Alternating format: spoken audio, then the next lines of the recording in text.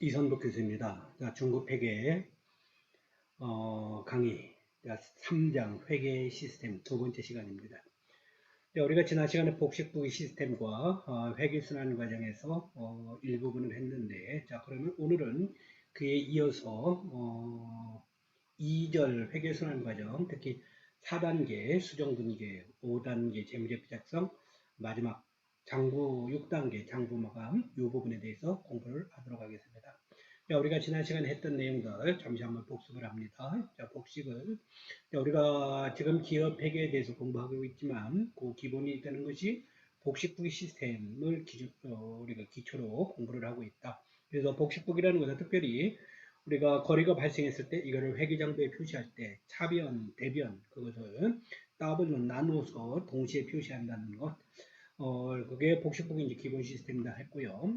그 다음에 우리가 재무제표가 작성되기가 되어서 그것이 회계정보 이용자에게 전달되는데 그 일련의 우리가 과정들을 회계순환 과정이다 이야기를 했습니다. 회계순환 과정이 총 6단계가 있었다 했죠. 다시 한번 1단계부터 우리가 6단계까지인데 다시 한번 읽어보십시다. 1단계 시작. 거래의 식별과 기록. 2단계 분계. 3단계 원장으로의 전기. 4단계 수정분계. 5단계 재무제표의 작성. 6단계 장부마가 이런 식으로 6단계로 되어 있다 했습니다. 그러면 이 후반 부분에 대해서 구체적으로 공부를 하십시다. 우리가 4단계 수정 분계가 이루어져야 되겠는데요. 우리가 지난 시간에 수정전 시산표를 잠시 한번 봤어요. 그래서 분계장에서 분계가 작성된 것들을 원장에 전기하고 원장에 전기한 내용들을 이렇게 수정전 시산표 하나에다가 모든 항목을 집계해서 해놓은 것들을 봤었죠. 그래서 우리가 분계장의 모든 거래가 원장으로 전기된 후에 뭐를 시산표라는 것을 작성할 수가 있다. 시산표를 작성하는 목적은 총계정 원장의 전체 차변합 계획과 대변합 계획이 일치하는지를 검증을 하고 수정분계 및 재무제표 작성을 위한 기초를 제공한다. 이렇게 해서 총계정 원장에 했던 내용들 우리가 차변 대변이 있는데 이거를 모든 항목을 여기다 다 가져왔어요. 그래서 차변에 있는 것들은 차변, 대변에 있는 건 대변을 가져오고 합계금액 8,100원, 8,100원 이게 일치하는지 반드시 일치해야 된다 이야기를 하고요. 그 다음에 결국은 이제 우리가 나중에 이제 수정분계하고 재무제표를 작성하게 되면 재무제표 안에는 자산부채 자본, 그 다음에 그거는 재무상태표에, 그 다음에 수익비용은 손익계산서에 작성이 될 텐데 이것들이 여기에 이미 나와 있는 것으로 볼 수가 있죠. 그래 우리가 시산표가 작성이 되면은 나중에 재무상태표하고 손익계산서를 쉽게 작성할 수가 있겠다. 그 다음에 시산표는 필요에 따라 작성할 수 있는 선택적 절차. 그래서 6단계 필수에는 안 들어갔어요. 그럼에도 불구하고 우리가 이것들은 이제 실무에 편의상 할 수가 있겠는데 수정분계 바로 전에 작성하는 시산표는 무슨 시산표? 수정전 시산표. 수정분계를 한 후에 내용을 반영해서 작성하는 것은 수정 후 시산표. 그리고 장부 마감 후에 작성하는 시산표는 마감 후 시산표가 있다. 여기는 수정전 시산표입니다. 그러면 이제 그런 상황에서 우리가 수정분계, 회계순환 과정에서 몇 단계 했어요? 4단계. 수정분계가 뭔지 구체적으로 공부를 합시다. 읽어봅시다. 수정분계는 현행 회계제도에서 현금주의 회계를 사용하지 않고 발생주의 회계를 사용하기 때문에 필요한 절차이다. 그래서 우리가 현금주의가 아니고 발생주의에 의해서 회계 처리를 한다는 거예요. 그래서 현금주의라는 것은 현금을 수취했을 때 우리가 수익이라든가 이거를 인식을 하고요. 반대로 현금을 지출했을 때 비용을 인식하는 방법입니다. 그런데 이제 우리가 재무제표 중에서 현금흐름표 같은 경우는 현금 들어오고 나간 걸 기준으로 해서 표시를 하는데 현금흐름표가 아닌 다른 재무제표, 재무상태표라든가 뭐 현금 손익계산서, 자본변동 이런 것들은 우리가 그에 따르지 않고 발생주의 개념에 의해서 회계 처리를 한다고 합니다. 그러면 이제 발생주의 회계 처리는 뭐냐 하면은 현금 수취 지급과 관계없이 수익과 비용이 발생했을 때 인식하는 방법이다 이렇게 해서 얘기를 해요. 그래서 단기 손익계산서에 있어서 수익 비용의 적절한 대응을 가능하게 하고 회계 기간 말에 재무상태를 정확하게 표현할 수 있는 절차다. 그래서 오히려 현금 기준에 의해서 보다도 발생 기준에 의해서 하는 것이 훨씬 더 그 기업의 어떤 실태를 정확하게 표시할 수 있다 해서 우리는 지금 이렇게 발생 기준에 의해서 회계 처리를 한다는 거죠.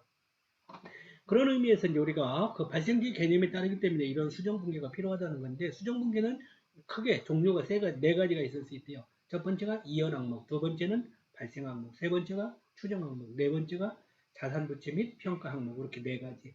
그래서 여기 표로 나타내 있네요. 표는 이연 항목, 발생 항목, 기타 항목으로 해서 추정 항목, 자산 부채 평가 항목 이런 것들이 있네요. 그래서 이연 항목이라는 것은 보니까 선급 비용하고 선수 수익을 예로 들고 있네요. 선급이라는 것은 선급이 뭡니까? 돈을 미리 주는 거. 비용이 발생을 했는데 돈을 미리 주는 건 별로 의미가 없고, 비용이 발생을 안 했는데 돈을 미리 주는 거, 우리가 이런 경우 선급 비용이라 합니다.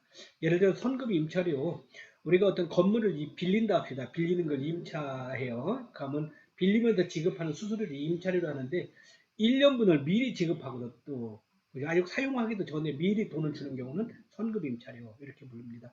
선급보험료, 보험료를 냈는데 1년분을 미리 냈어요. 그럼 그런 경우는 선급보험료. 그럼 보험료가 발생했어요? 안 했어요. 아직 보험료가 발생하기 전에 미리 돈만 낸 경우입니다. 그러면은 보험료가 발생 안 했으니까 보험료 그 발생한 거를 어떻게 한다? 이연시킨다. 여기서 이연시키는 얘기는 다음 회계기간으로 미룬다. 그런 의미에서 우리가 이연입니다.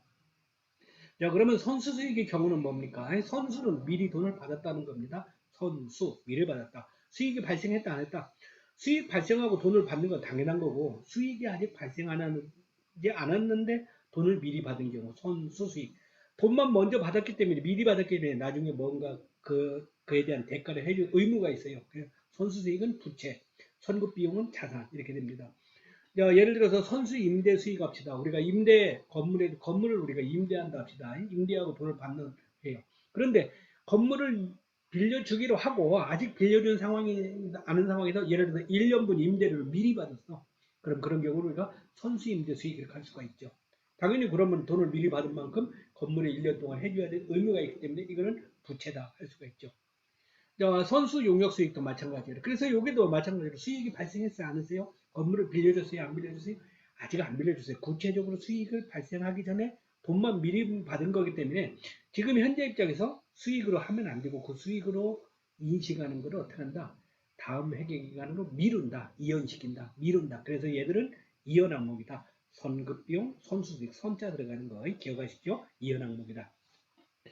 그런데 그에 비해서 발생 항목의 경우는 반대입니다. 미지급 비용, 미수수익. 미지급은 뭐야? 돈을 지급해야 되는데 아직 지급하지 않은 거. 미지급 비용. 비용이 발생을 안 했는데 돈을 안 주는 건 의미가 없죠. 그러죠? 근데 비용이 발생했는데 아직 미지급했어요. 그럼 돈을 줘야 될 의무, 부채가 부채입니다. 예를 들어서 미지급급여. 직원들에게 이번 달 급여를 지급해야 돼요. 근데 돈이 없어서 못 줬어요. 그럼 줘야 될 의무가 있기 때문에 미지급급여. 그 다음에 미지급 이자를 줘야 되는데 못 줬어요. 미지급 이자. 그러면 이것들은 뭐야? 이번 달 급여가 비용으로 표시가 돼야 됩니까? 안 돼야 됩니까? 돈을 아직 안 줬어도 우리가 현금 기준이 아니고 무슨 기준?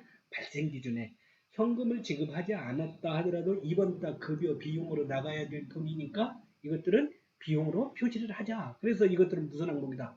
발생 항목이다. 비용이 발생한 걸로 보자는 거죠. 미수수익인 경우는 수익이 아직 뭐야? 발생을 했는데 돈을 아직 안 받았어요. 돈을 아직 안 받았어요. 수익을 그래서 수익이 발생 안 했는데 돈을 안 받는 건 의미가 없고 수익이 발생했는데 돈을 아직 안 받았어. 그런 경우는 미수수익은 돈을 받을 수 있는 권리를 나타내. 그게 자산입니다. 예를 들어서 미수 이자 수익 우리가 이자를 받아야 되는 경우는 이자 수익이라 그래요. 근데 그 이자 수익을 받아야 되는데 아직 안 받았어요. 그러면 안 받았어도 우리가 발생 기준이기 때문에 이것들은 뭐다? 이자 수익으로 표시를 하고 그에 대한 걸 이렇게 회계 처리하자.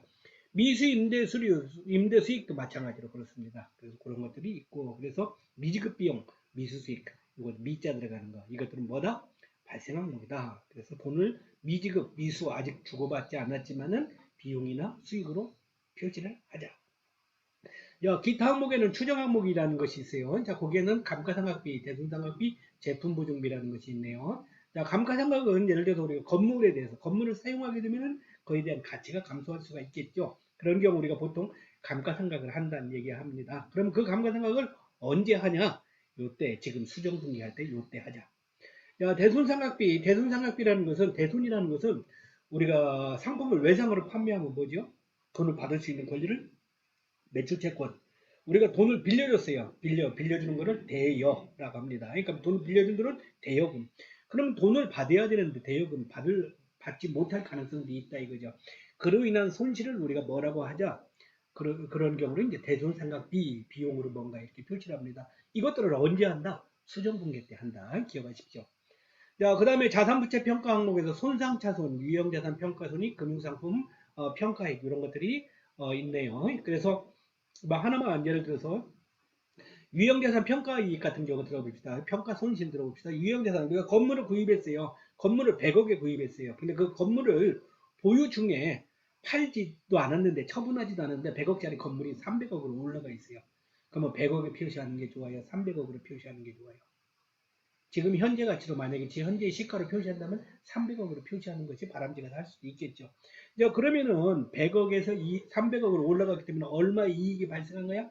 200억의 이익이 발생한 거야. 그럼 그런 경우는 우리가 유형자산 평가 이익해서 마찬가지로 표시할 수가 있겠는데 언제 한다? 수정분계 때 한다 하는 거 기억을 해주시기 바랍니다.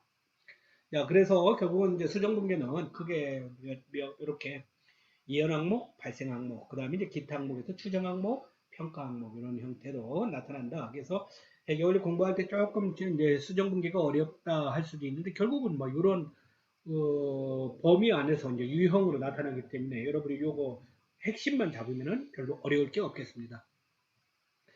자, 그러면 그에 대한 구체적인 예로 한번 봅시다. 자, 빚골 주식계좌는 4월 5일 날 3개월 분의 임차료로 300원을 지급하였다. 얘기합니다. 자, 그러면은 현금을 지급했어요. 4월 5일 날. 자, 미리 지급할 때는 우리가 이렇게 부릅니다. 300원을 3개월 분을 미리 줬어. 그러면 그냥 줬으면 임차료인데 미리 준 거는 선급 임차료, 자산. 그 다음에 현금이 나가서 대변의 현금 300원 이렇게 표시해요. 그 다음에 4월 30일 날 이렇게 분개했네. 차변의 임차료 100원, 대변의 선급 임차료 100원. 왜 이걸 수정분개네요. 수정분개. 요 4월 5일 날 이루어진 거는 이제 기준분개 기간에 그날 발생했을 때 바로 해야 되는 분개고, 요 4월 30일 수정분개는 기말 결산 때 발생해야 되는 분개해야 되는 수정분개고 차이점 기억하세요. 그래서 여기서는 이제 왜 했냐 하면은 우리가 선급 임차료가 300원, 3개월분은 300원인데 한 달분은 뭐예요? 한 달에 100원이라 이거죠. 그러면 100원 우리가 미리 준 거는 선부임차를 비용이라 안 했는데 이제 실제로 한 달이 지났어요. 우리가 한 달이 4월 한 달이 지났어. 그럼 그때 비용이 발생했다고. 그럼 요때 비용 발생한 것만큼은 차변에 임차료 100원 해주고. 그러면 대변은 뭐 아까 미리 선급임차를 받은 것 중에 이제 실제 임차료 발생했으니까 선급임차료 자산이 감소합니다. 대변에 선급임차료 감소 이렇게 표시할 수 있다 이거죠. 자, 그 다음에 이제 선수수익의 경우에서는 자, 현금 이렇게 되네요. 4월 26일 날 4월, 5월, 6일 3개월간의 경영자문을 제공하기로 하고 600원은 선취하였다. 미리 받았다. 600원. 자, 그러면 미리 받았어. 4월 26일 날 현금, 차면에 현금 600원, 대변에 선수 용역수익 600원. 선수 용역수익은 부채입니다. 서비스 제공하기 전에 돈만 미리 받은 경우에요. 그러면 마찬가지로 자, 수정분계 4월 30일 날 분개합니다.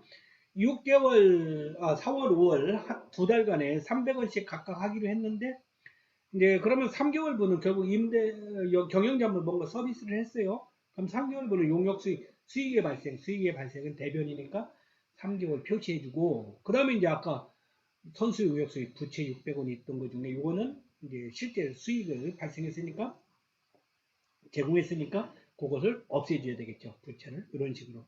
그래서 이제 결국은 수정분계 선급비 형태는 차변의 임차료, 대변의 선급 임차료. 그 다음에 여기 선수 수익 때는 차변의 선수 용역 수익, 대변의 용역 수익 해서 이렇게 이제 분계를 한다 하는 것 생각을 해주시고요. 그리고 여기에서 이제 이법은 현금주의로 했는데 이렇게 회계 처리하는 방법이 있다 하는 것만 기억하십시오. 지금 우선은 일법으로 하고 시간이 여유가 될 때 여러분이 이걸 하고 아니면 오프라인 시간에 조금 더 공부를 하십시다. 자, 그러면 이제 수정분계에 대한 거 이렇게 돼 있네요. 야, 빚골 회사가 4월 말 현재 수정이 다음과 같다 하면은 4월 중에 지급된 임차료 300원은 4월, 6월분은 3개월 동안의 비용에 걸쳐 회계 처리를 해야 된다. 그래서 우리 이미 분개했던 거네요. 차변의 선급 임차료 200원, 대변의 임차료 200원 이렇게 해서 하네요. 요거는 만약에 지금 분계는 요 식으로 이법으로 분계를 했다는 가정하에 분계할 때 이렇게 된다는 걸 이야기합니다. 그래서 이제 아까 차변에 임차료 300원, 대변에 현금 300원 했으면은 그 중에서 200원분은 임차료가 발생하지 않은 거기 때문에 200원 이렇게 표시할 수 있다 이거예요. 자, 그 다음에 4월 26일 현금 600원은 이렇게 선수하고 300원은 600원 중에서 300원, 300원은 그래서 얘기했는데 차변의 용역수익 300원, 대변의 용역수익 300원. 아까 용역수익 600원 받았을 때 미리 다 용역수익으로 했던 거죠. 근데 그 중에서 300원은 아니다. 수익 발생이 아니다. 그래서 차변의 수익의 감소 이렇게 해서 표시한 겁니다. 자, 급여는 1,500원인데 그 이중 1,000원만 지급되고 500원은 2주 후에 지급하기로 했다. 급여가 총 1,500원 줘야 된대요. 1,000원만 줬어요. 1,000원 준 거는 차변의 급여, 대변의 현금 1,000원 뭔가 이렇게 표시가 됐을 겁니다. 근데 500원은 아직 안 줬지만 이번 달 급여를 줘야 되는 거거든요. 그러면 안 줬지만 이번 달 급여니까 차변의 비용 발생 급여 500원. 대변에 아직 안 준 건 부채 미지급 급여 500원. 4월 1일 날 구입한 비품 1,200원은 내용연수에 걸쳐 활용하는 사용지 것으로 이에 대한 감가상각을 해야 된다. 빚골주가 구입한 비품은 5년의 내용연수를 갖고 5년 후 잔존가치는 없으면 정액법으로 감가상각한다. 아마 조금 어렵다. 회계 처음 접하면 조금 어렵다 생각할 수 있는데요. 비품에 대해서 감가상각한대요. 자, 비품은 총 감가상각비 어떻게 정액법이라는 거에서 감가상각한대요. 이렇게 하죠. 취득원가 100 얼마 1,200원에 취득했어요. 근데 그거를 나누기 잔존가치. 잔존가치라는 것은 비품 사용하고 마지막 남았을 그 돈. 여기서는 제로로 한다네요. 그러면은 1,200원에서 제로하고 5년 내용연수가 5년이래요. 개월수로는 총 60개월이네요. 그럼 60개월 나눠주면 한 달에 얼마? 감가상각비는 20원씩 감가상각한다. 20원씩. 자, 그러면 이걸 분개할 때는 이렇게 분개합니다. 차변의 감가상각비 20원, 대변의 감가상각 누객 20원. 이거는 회계 용어니까 정해주. 여러분들이 일단 머릿속에 넣어주십시오. 뭐라고요? 차변의 감가상각비, 대변의 감가상각 누객. 이렇게 이제 수정 분개를 하고, 자, 그 다음에 매출 채권 중 일부 회수가 안 될 가능성이 있으므로 회수가 불가능한 만큼 대손상각을 해야 된다. 매출 채권 중 15원이 회수될 거 어려운 객관적인 증거가 있어 대손 충당금을 설정한다. 매출 채권을 돈을 받아야 되는데 15원을 받기가 어렵대요. 그러면 어려운 돈은 우리가 대손이라는 거를 설정한다 그래요. 받을 수 없는 거 그로 인한 손실은 나중에 돈을 나중에 가서 못 받았을 때보다 지금 요거 매출 채권 뭔가 수익이 발생했을 때 표시를 하지요. 그래서 분개할 때 뭐라고? 차변의 대손상각비, 대변의 대손충당금. 대손상각비는 비용, 대손충당금은 자산의 차감 항목. 이것도 세트로 여러분 머릿속에 기억하시죠? 뭐라고? 차변의 대손상각비, 대변의 대손충당금.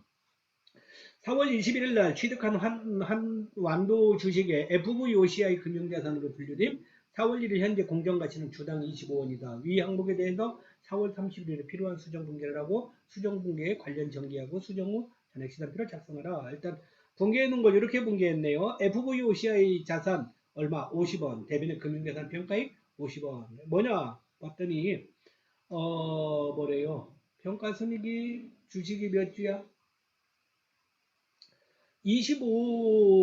25원이네요. 아까 얼마였어? 주식이 어디에서 금융자산을 취득을 했는데 어디입니까? 일단 이따 합시다. 금융자산을 취득했는데 그 주식이 10주가 있었다 합시다. 10주. 근데 가격이 원래는 구입할 때는 20원이었는데 25원으로 올라갔어요. 그럼 한 주당 얼마 올라갔어요? 5원 올라갔죠. 그러면 10주면 곱하기 얼마? 50. 그래서 이런 식으로 다른 회사가 발행한 주식을 우리가 취득한 경우 이렇게 해서 이제 금융자산이다 하는데 특히 이제 이거를 장기간 어떤 보유할 목적으로 하는 경우는 FVOCI 금융자산이라 불러요. FVOCI. F는 이제 페어밸류고 페어밸류. 그 공정가치에 의해서 표시한다는 거. 그 다음에 OCI는 기타 포괄 손익 누계. 나중에 표시할 때 기타 포괄 손익도 항목을 표시한다는 의미에서 우리가 약자로 FVOCI 자산 이렇게 여러분 기억해 주십시오. 그리고 가격이 올라갔으니까 대변은 금융자산 평가액 50 이렇게 해서 언제 기말에 가서 수정 분개를 하자 이야기를 합니다. 자, 그래서 이제 그런 식으로 수정 분개하고요. 그러면 한 거를 우리가 앞에서 전기했었지요. 전기.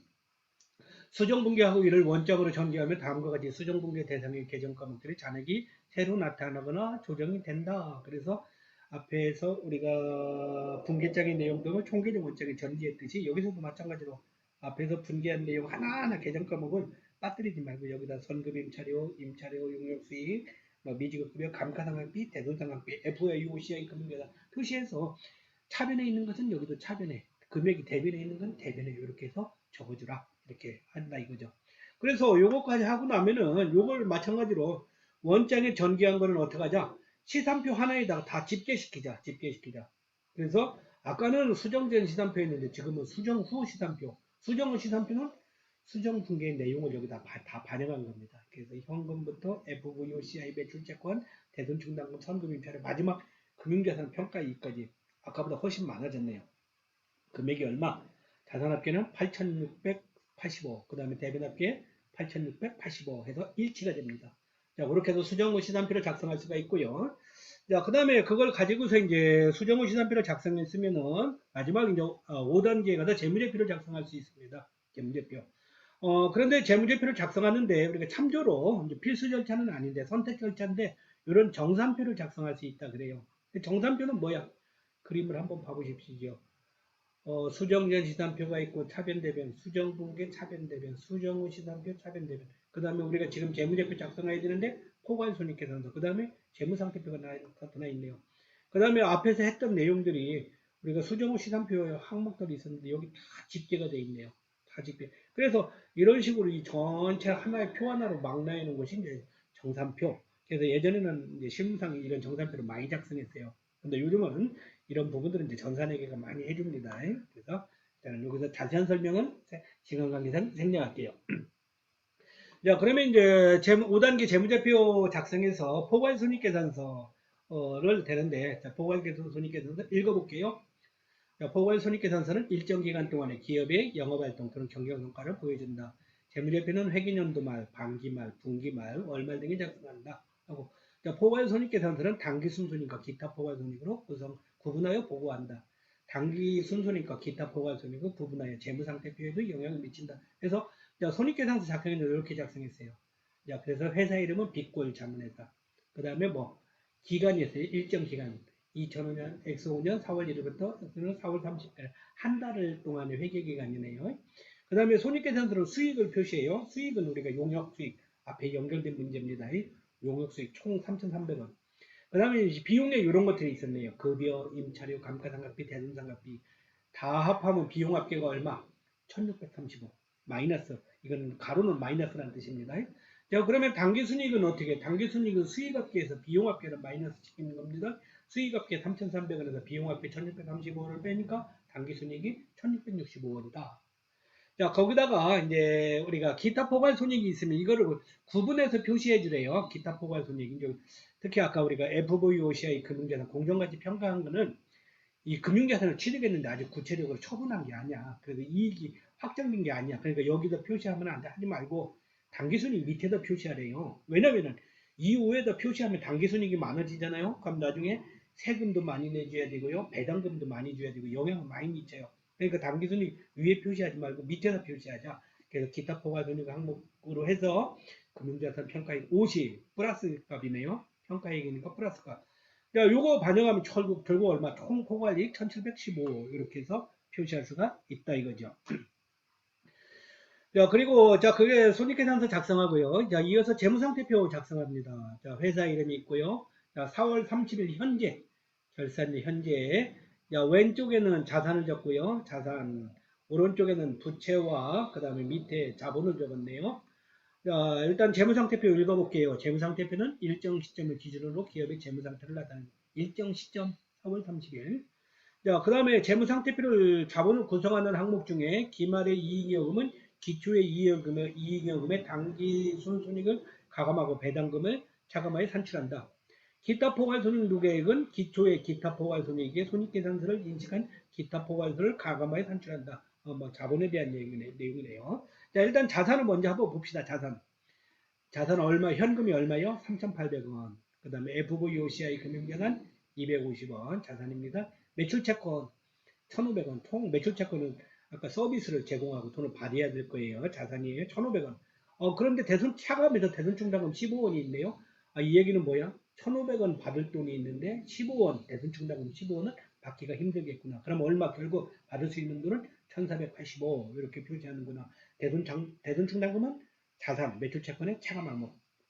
자, 그 다음에 선급 임차료도 자산입니다. 임차료 미리 지급한 거 자산이고요. 비품 1,200원 이거 자산이고, 자, 비품은 감가상각을 해요. 감가상각. 토지를 제외한 모든 유형자산은 감가상각을 한다는데 비품을 1,200원에 구입했어요. 근데 우리가 한 달분 감가상각비가 얼마? 20원 하면 그거 마이너스 시켜서 결국 비품의 장부가액은 얼마? 1,180원. 자, 그 다음에 자산 총계는 6,915 되고요. 자, 부채 갑시다. 부채. 자, 부채 미지급급여 500원 급여가 있는데 아직 못 주었어요. 그러니까 부채지요. 선수 용역수익, 그래서 용역수익 제공도 안 하고 돈만 미리 받았어요. 그럼 부채입니다. 차입금 500원, 은행에서 돈 빌려왔나 봐요. 500원. 부채 총계 얼마? 1,300원. 자, 그 다음에 자본 항목입니다. 자본 항목은 자본금 4,000원 있네요. 그 다음에 주식 발행에서 기업이 이제 도달한 돈입니다. 자본금. 그 다음에 이익여금 1,565. 요거는 뭐야? 손익계산서 이익에서 넘어온 거. 아까 우리가 손익계산서 얼마?